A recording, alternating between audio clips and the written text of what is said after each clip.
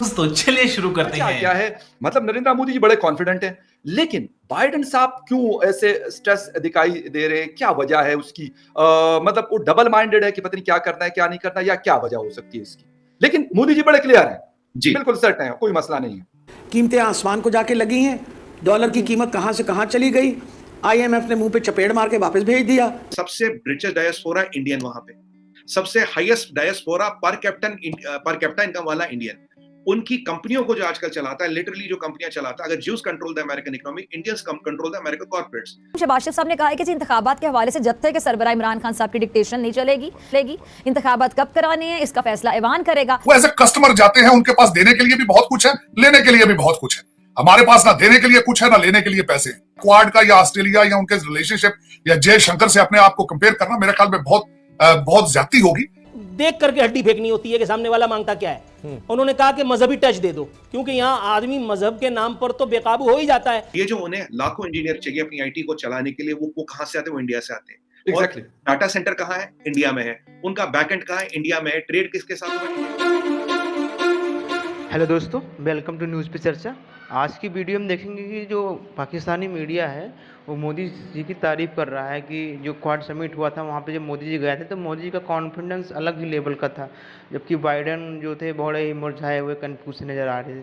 तो उन्होंने कहा कि मोदी जी का जो क्लियर है पॉलिसी है और एटीट्यूड है और कॉन्फिडेंस एकदम क्लियर है और एकदम कोई कन्फ्यूजन का नहीं है, तो उनका अलग ही कॉन्फिडेंस रहता है। और बाइडेन थोड़ा झुके हुए डले हुए लग रहे थे। और पाकिस्तानी मीडिया भी डिस्कस कर रहा है कि पाकिस्तान जो है हर जगह जाता है तो पैसा मांगता है, उसकी कोई इज्जत नहीं करता। वहीं दूसरी तरफ भारत में बहुत सारी इन्वेस्टमेंट आ रही थी, इसको देख के पाकिस्तानी मीडिया की जली हुई है।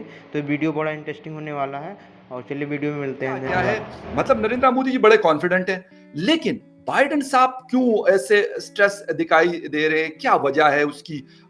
मतलब वो डबल माइंडेड है कि पता नहीं क्या करना है, क्या नहीं करना, या क्या वजह हो सकती है इसकी? लेकिन मोदी जी बड़े क्लियर हैं, जी बिल्कुल सर्ट हैं, कोई मसला नहीं है। हाँ फगर भाई, मैं इसी पे आ रहा था। देखिए, ये सब तो हमने इसके फायदे नुकसान गिना लिए। अब इसमें एक चीज आ गई। अब यहाँ बहुत बड़ी कवायद चल रही थी। बहुत एनालिस्ट का ये मानना था कि रशिया वाला मसला उठेगा। जी मैं बिल्कुल। शायद एक वाहिद आदमी था जिसने डिक्लेयर किया था कि रशिया और चाइना की बात भी नहीं आएगी। अगर आप ज्वाइंट स्टेटमेंट देखें ना, उसमें रशिया है, चाइना है, और दूसरे ये अटकलें लगाए जा रहे थे। काफी हमारे एनालिस्ट बहुत महान है, उन्होंने बोला था जब मोदी जी बाइडेन साहब के सामने आएंगे तो रशिया यूक्रेन वाला मसला उठेगा। मैंने ये बताया था उनको, भाई ये मसला उठ ही नहीं सकता, बिकॉज जियोपॉलिटिक्स क्रिकेट नहीं कि आपने 6 बॉलें करनी और मुझे 6 बॉलें डक करनी है। जियोपॉलिटिक्स में आप तीर तभी चलाते हो when you are shooting to किल।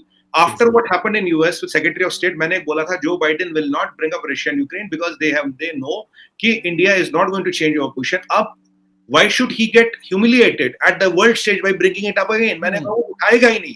देखिए, ये सेम डिप्लोमेसी में मुद्दे तभी उठाए जाते हैं when you are going to gain. Cricket match नहीं है कि भाई आपने 6 बॉलें तो करनी और मेरे को 6 बॉलें खेलनी है, ऐसा होता नहीं है। तो इसलिए मैंने बोला था ना रशिया आएगा, ना चाइना आएगा, ना रशिया यूक्रेन की बात आएगी। तो उन्होंने ये किया, ये बहुत क्लियरली हो गया। अब आप बोलेंगे अभी जो अभी जो इंडिया और यूएस की फकर भाई परिस्थिति है, ट्रस्ट और ट्रेड और partnership is a compulsion not option.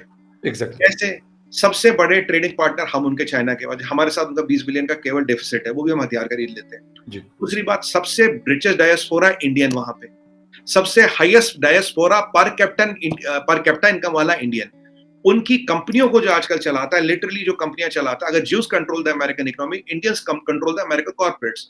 देखिए, सत्या नडेला को छोड़िए, ऐसे हजारों सीईओज और हैं जो इंडियन ऑरिजिन के हैं। उनके यहाँ 30% जो वॉटन हो, कैलॉग हो, कॉर्नेल हो, जो बच्चा है पढ़ने वाला, वो इंडियन है। आज वॉटन का, कैलॉग का डीन कौन है? They are again people from Indian origin. आज वहां पे पॉलिटिक्स में है। दूसरी बात, ये जो उन्हें लाखों इंजीनियर चाहिए अपनी आईटी को चलाने के लिए, वो कहां से आते हैं? वो इंडिया से आते हैं। एग्जैक्टली। डाटा सेंटर कहाँ है? इंडिया में है। उनका बैकएंड कहाँ है? इंडिया में है। ट्रेड किसके साथ हो रहा है? इंडिया के साथ हो रहा है। और फखर भाई, अगर क्वाड में से इंडिया को निकाल दे तो क्वाड तो सर्वाइव ही नहीं करेगा ना। बिल्कुल। अगर ये निकाल दो तो क्वाड में बचा क्या? पॉसिबल नहीं है, पॉसिबल ही नहीं। पॉसिबल नहीं। इसीलिए इंडो पैसिफिक कमांड नाम दिया गया। नाम was change to Indo Pacific command. अब जब इतनी चीजें, इतना चीज स्टैक, और मतलब needless to say we are the largest democracy and they are the oldest democracy. अब इतनी सारी चीजें जो है, रशिया यूक्रेन की लड़ाई तो मूंछ की लड़ाई है। देखिए, अब उनका क्या है कि उसके कारण आप इतनी चीजों को जेपरडाइज नहीं कर पाओगे। अगर आप इसको जेपरडाइज कर रहे हो तो आप सीधा सीधा चाइना को मौका दे रहे हो। और इसीलिए हुआ क्या, अब अगला स्टेप आता हूं। हुआ क्या फखर भाई, जब ये चाइना को पता लग गया 40% जीडीपी वर्ल्ड का निकल गया। और एक और एंगल बता रहा हूँ फखर भाई, आप देखिए ये जो 13 कंट्री है, इनकी आबादी कितनी है, बहुत बड़ा सवाल है जी बिल्कुल डाइवर्स है।